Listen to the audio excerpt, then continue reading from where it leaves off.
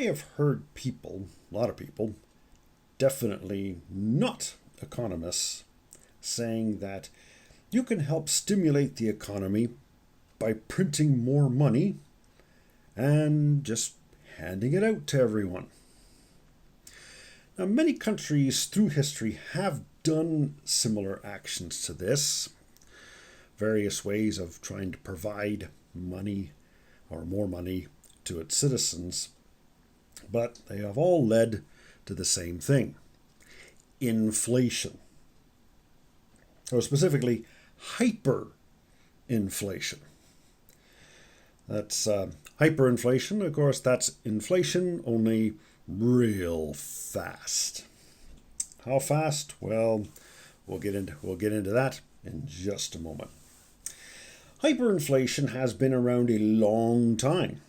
The Romans, 2,000 years ago, were striking coins in cheap metals like brass.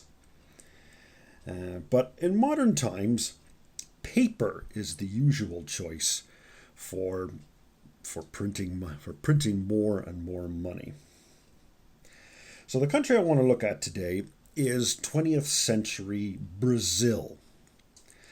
The first coin, right here. This is a Brazilian 400 reals, or 400 real from 1901. This is a cupronickel coin. Silver had sort of fallen out of use except for the most valuable coins. And nice thing about this coin, you'll notice the style of it. Taking another close look at it here, you'll notice things like, looks an awful lot like this one. This is the American Barber $50. Both of them have a tiara with the word Liberty written on it.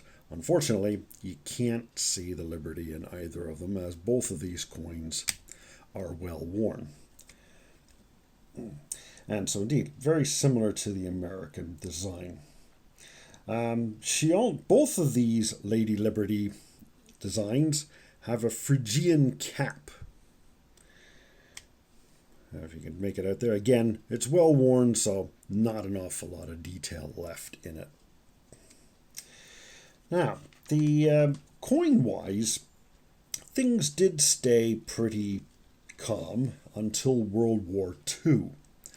Of course, many countries suffered from inflation in that time. In 1942, Brazil converted 1,000 reals to a new unit of currency called a cruzeiro.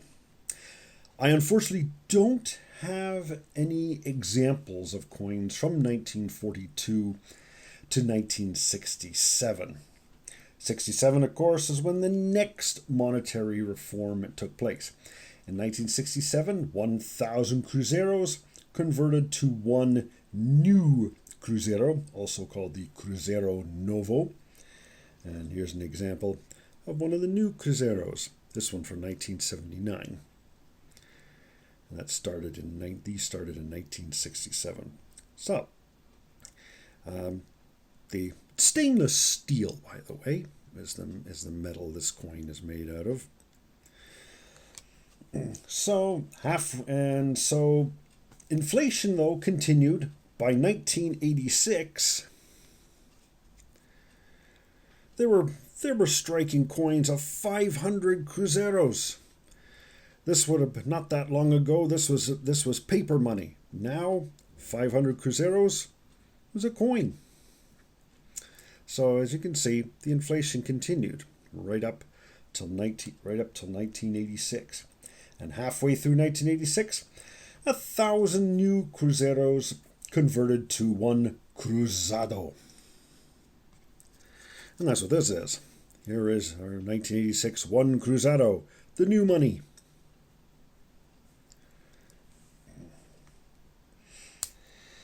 And of course, but these only lasted until 1989, when 1,000 cruzados converted to, what else? One new cruzado, or Cruzado Novo. Here's an example of a coin from this series. This, unfortunately, is not from the. It is not. It is not one of the new cruzados. This is 10 centavos, so just 1/10. It was a very short series. Within a year, inflation made these coins worthless, and 1,000 Cruzeiro Novo converted to 1 Cruzeiro. Here's a 5 Cruzeiro from that series. It started in 1990. This series didn't last much longer, as 1,000 Cruzeiro coin was struck by 1993. There it is, 1,000 Cruzeiros. Yeah. Again, this was paper money only a few years before. Now it's a coin. And later the same year, 1,000 Cruzeiros was converted to 1 Cruzeiro Real. And this is a 5 Cruzeiro Real from this series, from 1993.